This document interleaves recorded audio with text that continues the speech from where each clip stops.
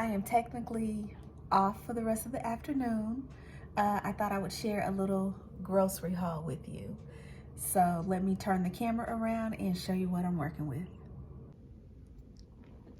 So this is a Walmart pickup, and looking at it on the table, it doesn't look like very much, but it sure cost enough.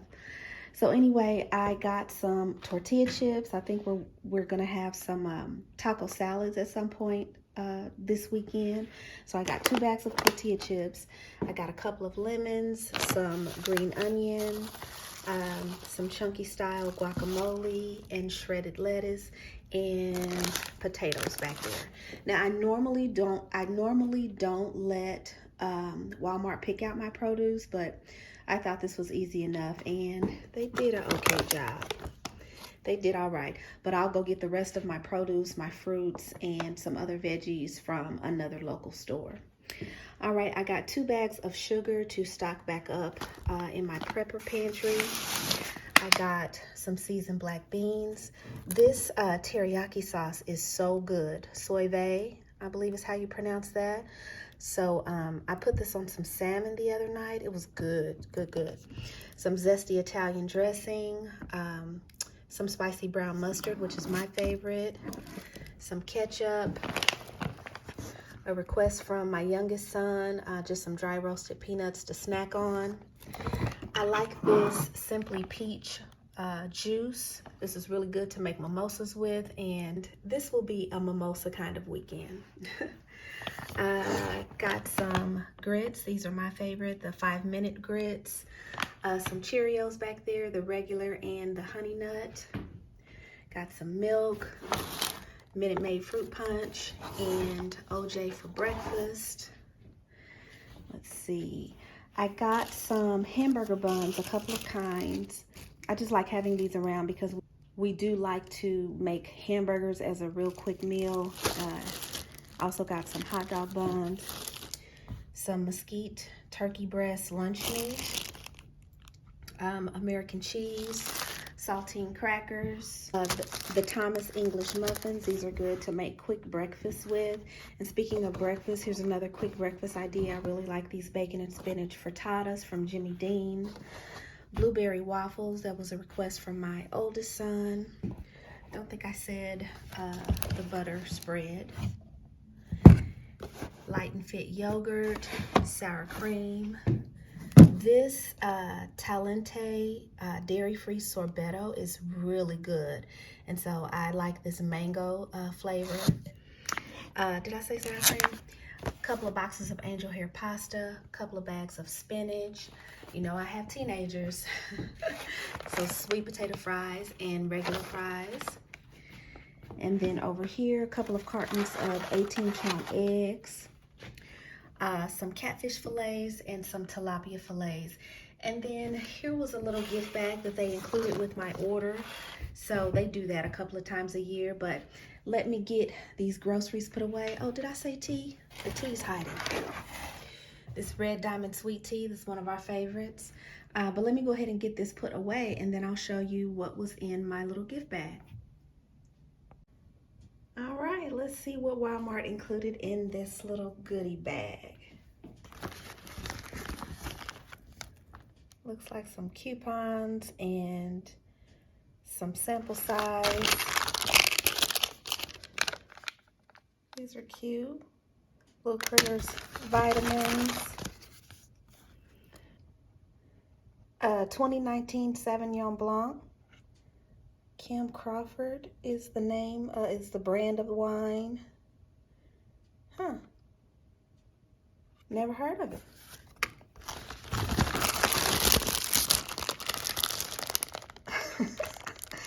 I promise you, this little goodie bag must have been made for me.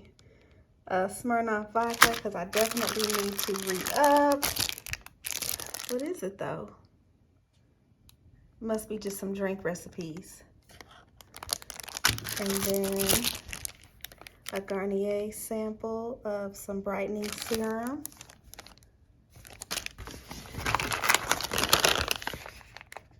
Power Up Mega Omega Trail Mix. Oh, this is cool. This little Star Kiss tuna pouch. This is actually good. Now, I don't particularly care for ranch, but this is good because a friend of mine challenged us to put together like little lunch bags or something that we could give to people that we find on the corners or, you know, on the street that are asking for money. And if you can't give them money, you can, you know, have a little snack pack ready for them. I'll show a picture of one that my sons and I created a couple of weeks ago that we have ready in the truck, just ready to give out whenever we need to. And we put some of these tuna packets in it. So this will be good for that. And then looks like a little tote bag. Okay. Okay. Cool. That was a nice little goodie bag. So here were the little recipe cards in that packet, little drink recipes. So this is cool. I will definitely add these to my stash. So with the Smirnoff vodka, the recipe is for an extra point mule.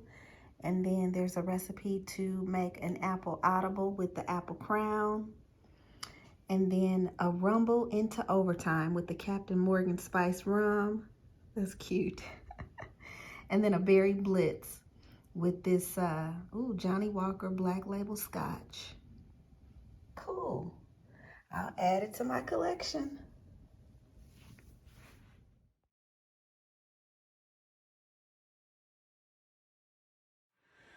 All right, you guys, so I just wanted to give you a quick meal idea. I'm going to make a quick pot of potato soup. And what I have in my pot right now is some olive oil, maybe about a tablespoon of olive oil and a tablespoon of butter. And I'm going to add my veggies to it. So this is probably about a cup of onion. This is probably about a half a cup of celery. And if you notice, I did leave my leaves. Those have a lot of flavor, so be sure to include your leaves. Now you could also include bell pepper or even carrots or whatever vegetables you decide that you want to include in your potato soup. As these get soft, I am going to include some minced garlic, and I'm going to cheat and use this already minced garlic. And then before I get to stirring that, let me just show you the other ingredients. So I have about roughly 2 cups of diced potatoes. As you can see, they are already starting to turn because I'm multitasking, but it's okay. I have 2 cups of chicken broth, and my preference is to use this Knorr chicken flavor bouillon to 2 cups of water. I have 2 cups of half and half. I think I'm going to add some Kraft to this pot of potato soup, but we'll see. I'm thinking about that. And then here are my favorite seasonings. So let me get this going and stirred, and then I'll add the garlic, and I'll show you what it's looking like. All right, the veggies are starting to get really, really soft and even getting some color on them. And I've got some red pepper flakes in there if you see those little bits of red. So now I'm going to go ahead and add a little bit of garlic. And you want to add this last, of course, because you don't want the garlic to burn.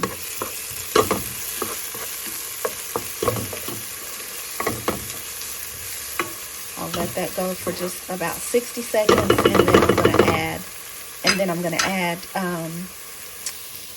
a couple of tablespoons of flour, which will help to make it thick. All right, in goes the flour.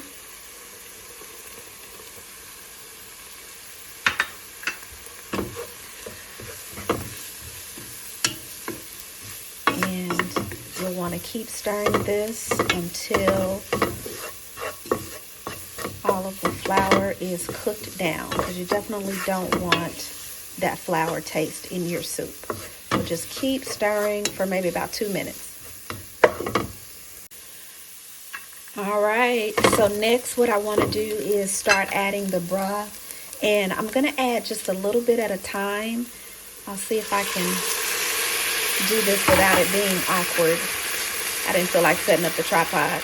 But I'm adding a little bit at a time so that I can kind of whisk it so that none of that flour clumps up. So just a little bit, and then whisk that, if that makes sense. So we don't want that flour to do any clumping. Again, this is 2 cups of broth. Okay, I think I have that going pretty good. I think I can add the rest.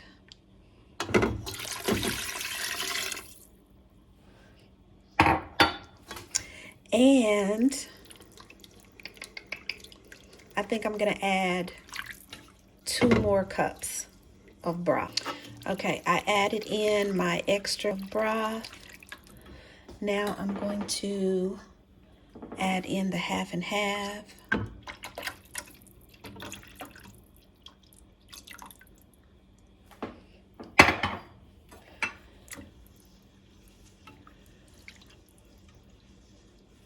So this will be a really good base for the potatoes to cook in. So now I'll add the potatoes.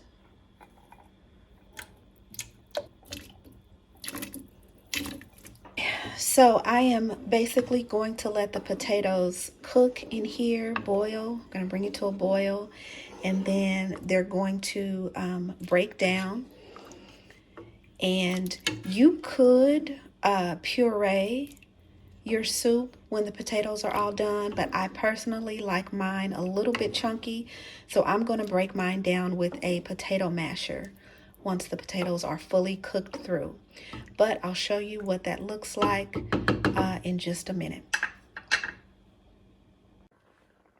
All right, you guys, here's what it's looking like so far. It's really, really thick and rich, which I love.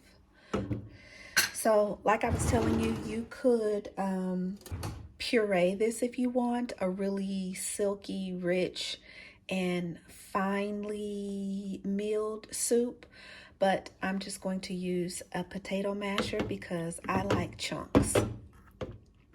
So I'm going to break my potatoes down like this. Once I'm done breaking the potatoes down to the consistency that I want them, I decided that I am going to go ahead and add some of this crab meat. This is an 8-ounce container, and I'm probably going to add about half. So that's going to make it really, really rich. Rich and yummy. I'll be back. All right, the crab meat is in there, and I even kind of broke the crab meat down a little bit because it was pretty chunky. But the crab meat's in there. I've tasted it for seasoning. Kind of give me an idea of how the consistency that I like it. See? Definitely has some texture. But since I decided to add that crab meat at the last minute, it really is probably going to taste more like a chowder, which I am okay with that.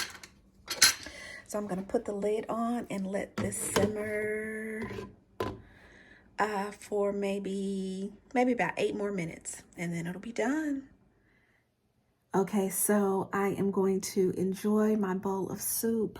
Can you see how dreary it is outside? Just kind of a wet, gray day. But it's all right. I'm bringing the sunshine. So I'm going to taste this and let you know how it turned out. I could totally see you adding some corn and really making this a chowder. That would be good.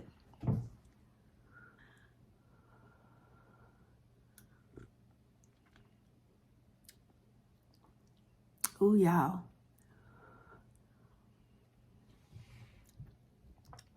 Ooh. That's good. That's really good.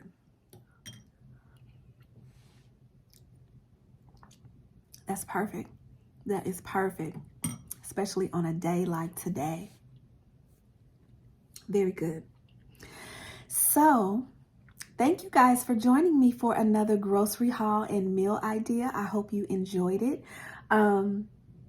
If you enjoy this kind of content, I hope that you will subscribe or at least give the video a thumbs up.